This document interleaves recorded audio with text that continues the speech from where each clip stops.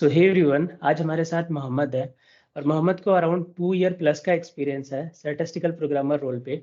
आज वो कुछ चीज़ें सीखेंगे कि एक फ्रेशर जर्नी से लेके इन 2 ईयर में उन्होंने क्या क्या चीज़ें सीखी।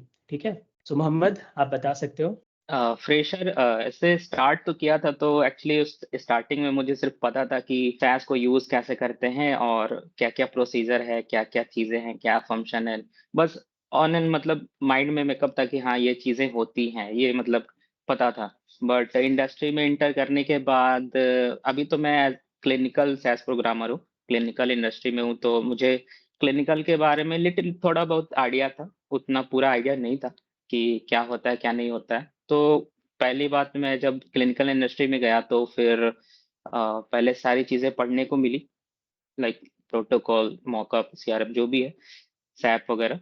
तो वो सब चीज़ें पहले पढ़ा, फिर जाके डेटा एनालाइज़ किया, डेटा पहले समझा, तब जाके यूटिलाइज़ किया अपना सैस प्रोग्रामिंग। तो सैस तो एक प्रोग्रामिंग है, बट उससे पहले कहीं न कहीं आपको वो चीज़ें, वो सिनेरियो आपको आना चाहिए, वो चीज़ समझ में आनी चाहिए, तभी आप कोड भी कर पाओगे। तो या सैस से जैसे बहुत सारे डोमेन हैं, बैंकिंग है, इंश्योरेंस है, और भी बहुत सारे हैं। तो एट द एंड पहले आपको उसका बैकग्राउंड समझना होता है कि उसका बैकग्राउंड क्या है, उसका कैसा चलता है सीन, तभी आप कोड कर पाओगे।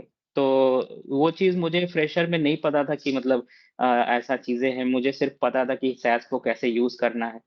तो फिर ये चीज़ें थी एज़ अ फ्रेशर, ये थोड़ी डिफ़िकल्टीज़ आई थी।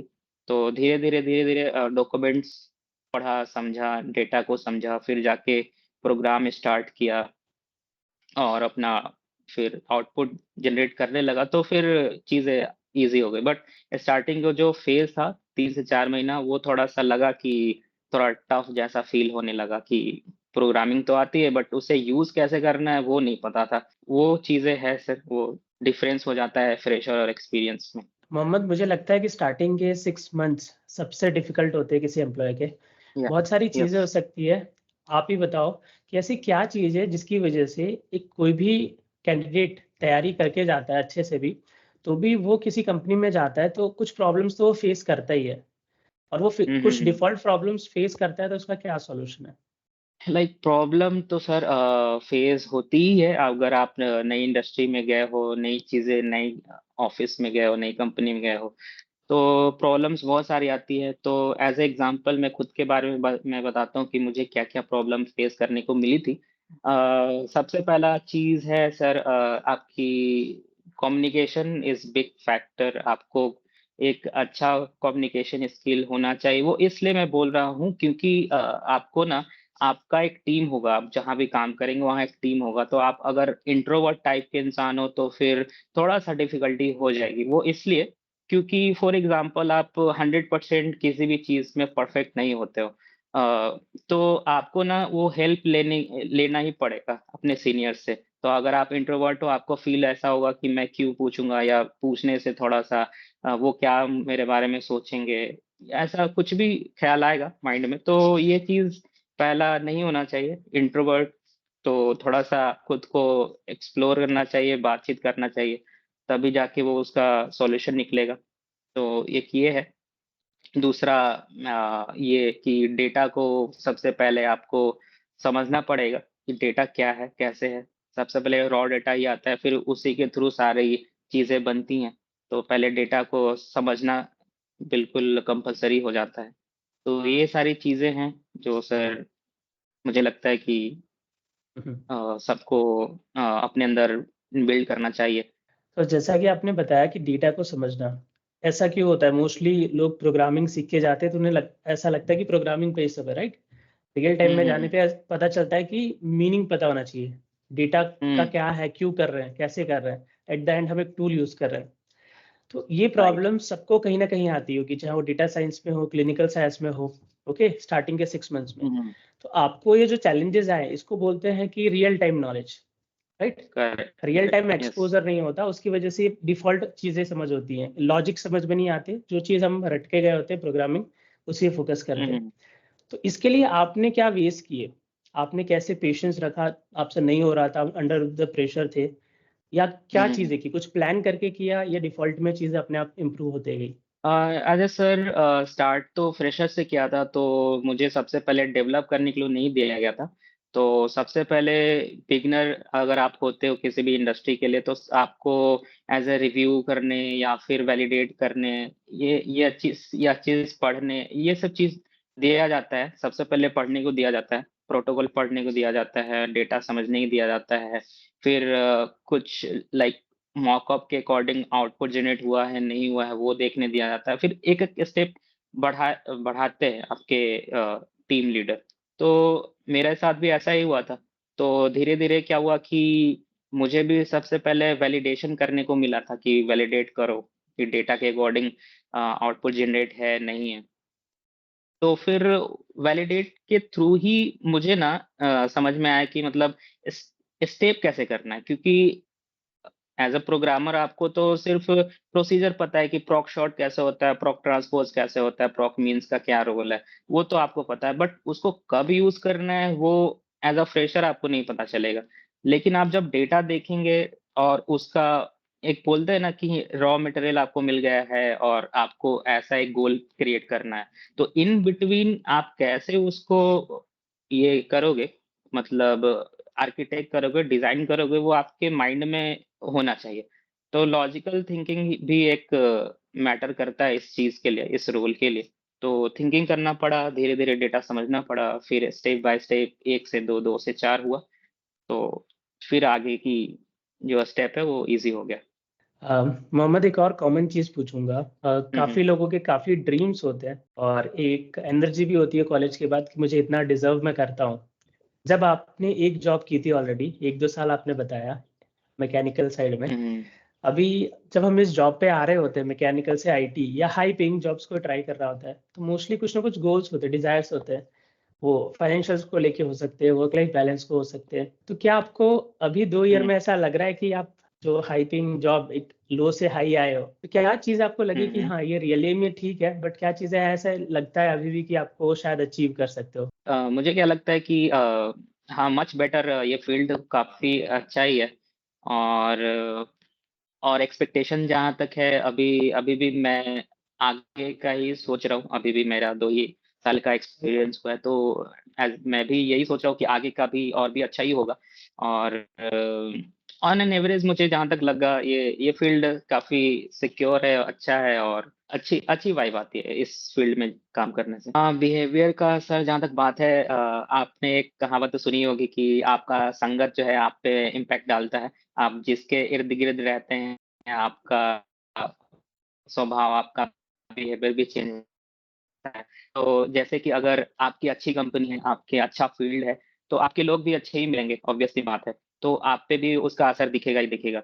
लाइक पैसे तो वो तो एक मैटर करता ही है, लेकिन अगर इंडस्ट्री अच्छी है, तो आपका बिहेवियर, पर्सनैलिटी, आपका स्किल, वो भी साथ-साथ डेवलप होता जाता है। आपको करने की कुछ ज़रूरत ही नहीं है कि आप अलग से कुछ एफर्ट डालोगे। लाइक मैं खुद में भी एक चेंजेस देखा कि मैं लाइक दूसरे इंडस्ट्री में था, तो उसमें मेरे अंदर सॉफ्टनेस नहीं था। मतलब एक तरीका होता है बात करने का कि सॉफ्टनेस नहीं है, रूड हो जाना तुरंत हर एक चीज़ों में।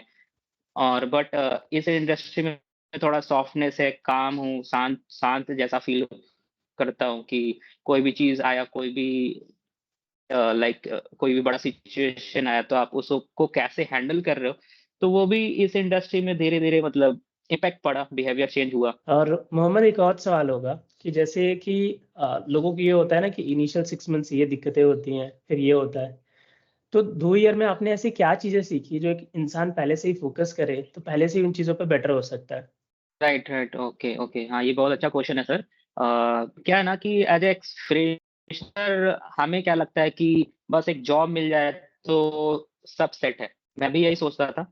तो सभी यही सोचते हैं और कहीं न कहीं ये चीज़ें होती है कि फ्रेशर है तो पहले जॉब लग जाए, फिर तो आगे का देख लेंगे, रास्ता देख लेंगे, वो फिर काफ़ी ईज़ी हो जाता है। लाइक पहला दरवाज़ा अगर खुल गया तो आगे का भी दरवाज़ा ईज़िली खुल जाएगा, ऐसा सोचते हैं। बट अगर आप प्रिपेयर कर रहे हो, वो डीप में क्या-क्या सिनेरियो एक होता है ना कि सिनेरियो बेस्ड क्वेश्चन, कि उस चीज़ पे अगर आप ट्राई ज़्यादा कर रहे हो, तो आपके लिए इंटरव्यू को फेस करना और क्लियर करना ईज़ी हो जाता है। सिनेरियो बेस्ड क्वेश्चन बोलूँ तो लाइक अगर आप पढ़ाई कर रहे हो, इनिशियल स्टेज पे हो, शायद सीख रहे हो, तो आपको ना आपने पढ़ लिया कि प्रॉक शॉट होता क्या है, मैंने पढ़ लिया।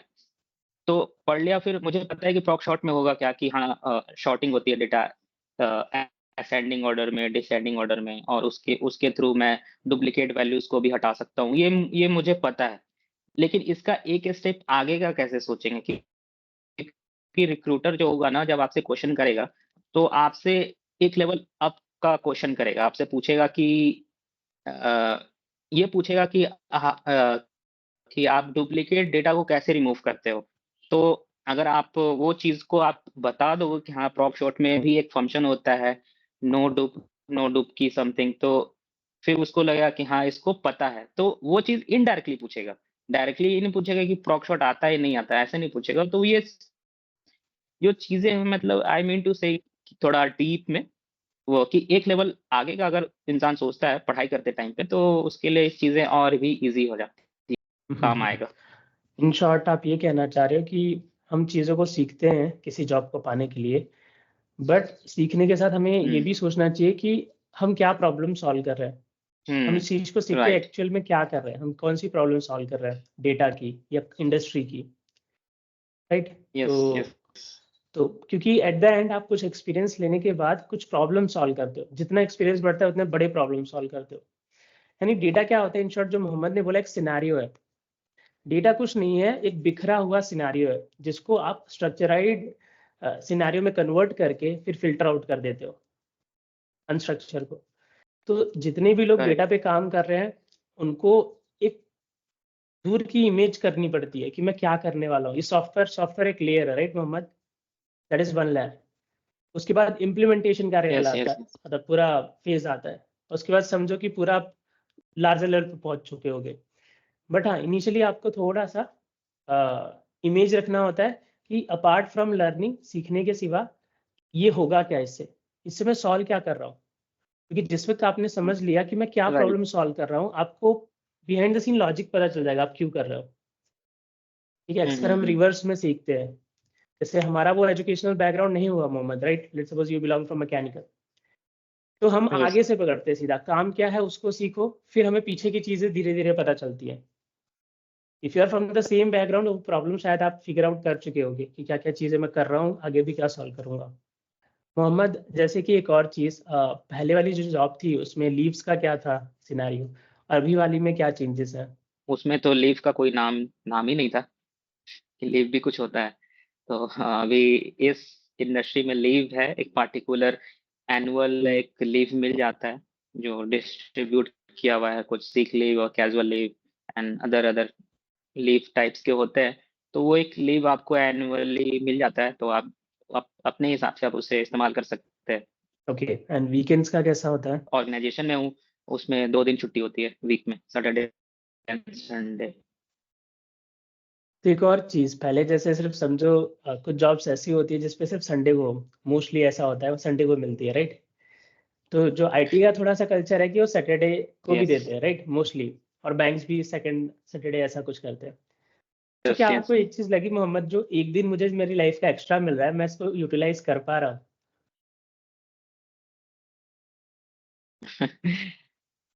करना तो चाहिए बट मैं तो ज़्यादा ऐसे तो काम करने के 5 दिन काम करने के बाद थोड़ा-सा रिलैक्स ही मैं ज़्यादा रिलैक्स ही करता हूँ, सोता ही हूँ।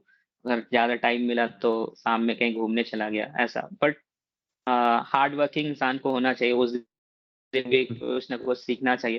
जहाँ तक मुझे यस। लगता है मोहम्मद, एक दिन जो हमें एक्स्ट्रा मिलता है वो चला ही जाता है। इनिशियली आपके साथ ऐसा हो सकता है राइट, कि राइट। जब आपको सुविधाएँ मिलेंगी ना, तो वो डिफ़ॉल्ट में जाएँगी। जैसा संडे था वैसा ही सैटरडे, आपको कुछ फ़र्क नहीं पड़ेगा, ठीक है? क्योंकि आपकी करेक्ट, बॉडी एक्सेप्ट कर चुकी है अब सैटरडे भी मेरी छुट्टी है, तो वो संडे की तरह करती है, करेक्ट। सेम। बट ये चीज़ों का यस, एहसास यस, यस। आपको धीरे-धीरे समझ में आएगा 2, 3, 4 साल में, जब आपके लिए टाइम बहुत हुँ, कीमती हो चुका होगा। तब आपको चीज़ें ऐसा लग रही होगी शायद मैंने सीखा नहीं, मैंने टाइम दिया नहीं। वो चीज़ें जैसे हुँ, आप हुँ। बड़े होते जाते हो गाइस, एक सिंपल सा फंडा है आपको एक्यूरेट होना पड़ता है। स्ट्रक्चर उतना सीधा होना चाहिए। ठीक है, नीचे टेढ़े हो सकते हो, बट ऊपर you need to be straight, नहीं तो वो बेंड हो जाओगे। हुँ, हुँ। तो राइट, राइट, राइट। धीरे-धीरे आपको आगे जाके पता चलता है अपने टाइम की वैल्यू। और मैं ये बोलूँ, जब आप ट्रांज़िशन करोगे तो इनिशियल आपको 1, 2, 3, 4 ईयर शायद ना पता चले। लेकिन 1, 2, 3 ईयर के बाद आपके पास एक फ़ेज़ आएगा, हुँ, जब आपको एहसास होगा कि मैं कहाँ पे हूँ। मेरी चीज़ें तो चल रही है बट मैं हूँ कहाँ पे? And then you will start valuing your own time कि अभी मेरे पास जो फ्री टाइम भी है, मैं उसको कुछ वैल्यूएबल बनाऊँगा। एंड मोहम्मद, लाइक टेक्निकली आप बताओगे थोड़ा कि आपने जैसे क्या-क्या चीज़ें इस रोल पे क्रिएट करना होता है, हुँ, हुँ। और प्लस आप उसमें से क्या-क्या चीज़ें कर चुके हो? कुछ और ऐसी चीज़ें जो आपको लगता है कि अभी उसका एक्सपोज़र लेना बाकी है? स्टार्ट करते हैं एज़ अ बिगिनर से, तो आप अगर आप बिगिनर हो तो आप किसी भी ऑर्गेनाइज़ेशन को जॉइन करते हो तो सबसे पहले आपको काम, जैसे मैंने अभी कुछ देर पहले बताया, कि आपको रिव्यू करने का काम मिलेगा, वैलिडेट करने का काम मिलेगा, क्यूसी करने का काम मिलेगा।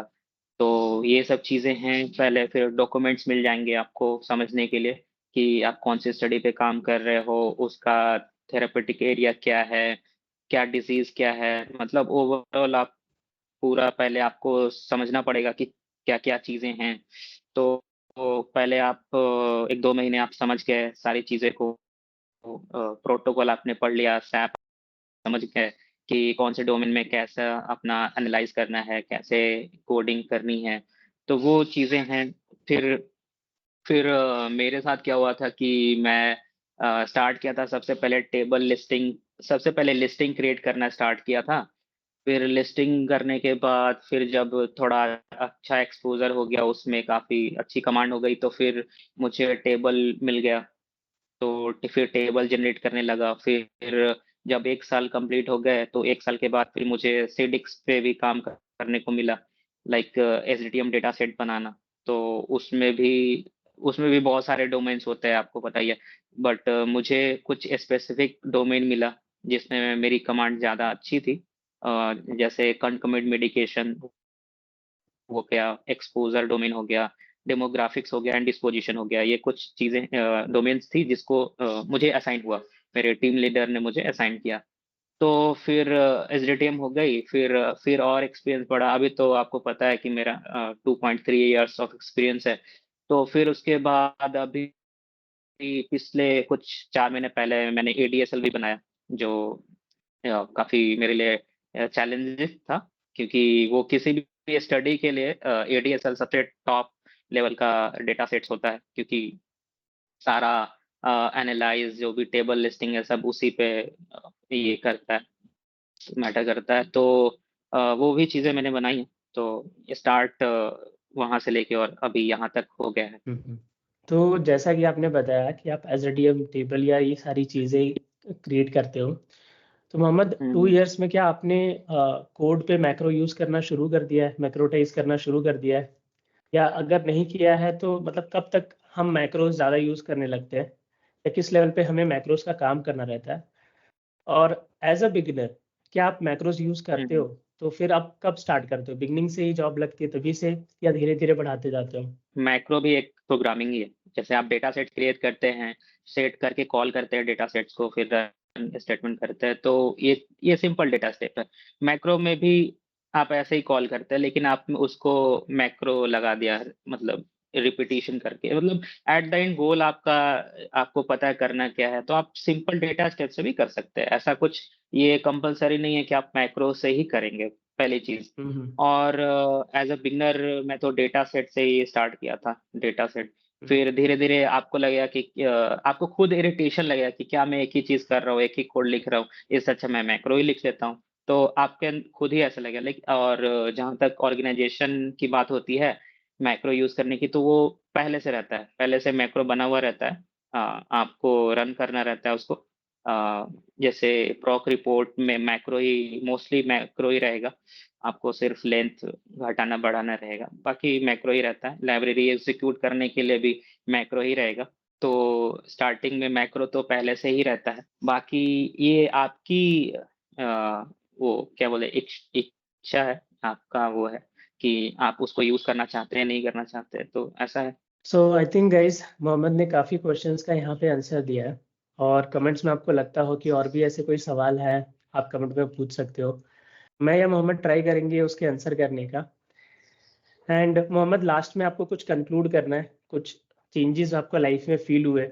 कुछ डिफिकल्टीज जो starting of the life transition के वक्त आपने फेस की? हाँ, ट्रांजिशन में ये बोलूँगा कि सर जितनी जल्दी आपको समझ में आ जाए कि आपके लिए कौन-सा सेक्टर बेस्ट है, वो सबसे बड़ा मैटर करता है। मुझे 2 से 3 साल लग गए इसको पता करने में कि कौन-सा सेक्टर मेरे लिए बेस्ट है। तो अगर आपको पहले से ही पता है जब आप पढ़ाई कर रहे हो, आप स्टूडेंट कर रहे हो या फ्रेशर्स का पढ़ाई कर रहे हो, तो आपको उसी टाइम आपको पता चल जाता है कि आपके लिए कौन-सा सेक्टर बेस्ट है, तो वो सबसे बड़ी बात है। फिर अगर आपको पता चल गया है कि कौन-सा सेक्टर बेस्ट है, तो उसमें आप मेहनत में लग जाइए। आप उसको बिल्कुल टाइम दीजिए। टाइम देने के बाद ज़्यादा टाइम वेस्ट ना करें। अगर आपको पता चल गया कि हाँ, मुझे डेटा एनालिस्ट ही करना है, डेटा एनालिस्ट ही बनना है, तो आप उसमें लग जाइए। आप सारी प्रोग्रामिंग सीखिए और लॉजिक जो भी है इनबिल्ट कीजिए अपना। और करने के बाद जो-जो चीज़ें हैं जैसे कम्युनिकेशन है, आपका सॉफ्ट स्किल भी मैटर करता है इंडस्ट्री में, बहुत ज़्यादा मैटर करता है। इन चीज़ों पे भी ध्यान देना चाहिए। और है कि स्टार्टिंग फ़ेज़ में सैलरी सैलरी सैलरी तो वो तो आगे बढ़ ही जाएगा, जहाँ तक मुझे पता है। तो ये सब चीज़ें हैं जो बिगिनर को सब ध्यान देना चाहिए। सो गाइज, आई थिंक हमने काफ़ी सारे क्वेश्चंस आपके ले ही लिए हैं एंड कुछ क्वेश्चंस इसी बहाने मैंने भी पूछ लिए। तो आज की वीडियो को बस इतना ही रखते हैं एंड मिलते हैं अगली वीडियो में। तब तक के लिए बाय बाय दोस्तों।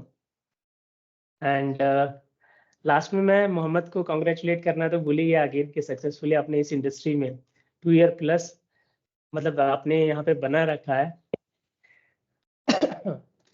मोहम्मद आज मेरा गला पता नहीं क्यों। बात नहीं सर। तो thank you sir. Thank you for congratulate me. और काफ़ी अच्छा फ़ील होता है जब आप मेहनत करके अच्छी जगह पहुँचते हो और अभी और आगे बहुत अच्छी पोज़ीशन तक पहुँचना बाकी है। अभी तो जर्नी स्टार्ट ही हुई है। तो thank you so much for guiding me and always motivate me for being a good human being and always always push me to achieve your goal like. So thank you so much sir. And अभी 2 साल भी हो गए लेकिन फिर भी आज हम लोग कनेक्टेड है तो ये बहुत दैट्स बड़ी ग्रेट। बात है मेरे लिए। तो गाइस एक चीज़ मैं बता देता हूँ, अगर आप ज़िंदगी में अच्छे हो, ये मुझे कंक्लूजन लगता है, मैं मेरी तरफ से कंक्लूड करता हूँ मोहम्मद। अगर आप ज़िंदगी में अच्छे हो और आप मेहनती हो तो दुनिया आपकी है। ठीक है? अच्छे होना और मेहनती होना दोनों ज़रूरी है। बिकॉज़ मुझे लगता है कि जो व्यक्ति पैसे माँगता है किसी से एग्रेसिवली रोड पे या कहीं पे भी, शायद अच्छा वो भी हो सकता है, बट उसमें आप में एक अंतर हो सकता है अच्छा और मेहनती होना। क्योंकि हर किसी को भगवान ने 2 हाथ 2 पैर दिए हैं मोस्टली, अगर चालू है तो। अगर आप अच्छे इंसान हो और साथ में मेहनती हो, तो फिर दुनिया आपके लिए। बट हमेशा ध्यान में रखना, बहुत लोग खुद को कोसते हैं, मैं अच्छा व्यक्ति हूँ बट लाइफ में कुछ अच्छा क्यों नहीं हो रहा? शायद आपका मेहनत वाला पार्ट बाकी है, पूरा कर लो और दोनों रहेगा तो लाइफ में आप काफ़ी सस्टेनेबल लाइफ जी सकते हो। अच्छा और मेहनती होना बहुत ज़रूरी है एंड दोनों आपकी लाइफ को रोलिंग करती रहती हैं। एंड मोहम्मद को अगेन थैंक यू। मैंने एक दिन पहले ही कॉल करके पूछा और इन्होंने बोला हाँ सर मैं अवेलेबल हूँ। फिर हमने क्विकली ये मीटिंग अरेंज की एंड इसी बहाने मुझे और मोहम्मद को भी कम्युनिकेट करने का मौका मिला 2 साल बाद। एंड मिलते हैं आपके साथ वापस दोस्तों and thank you Mohammad. Thank you sir. Thank you.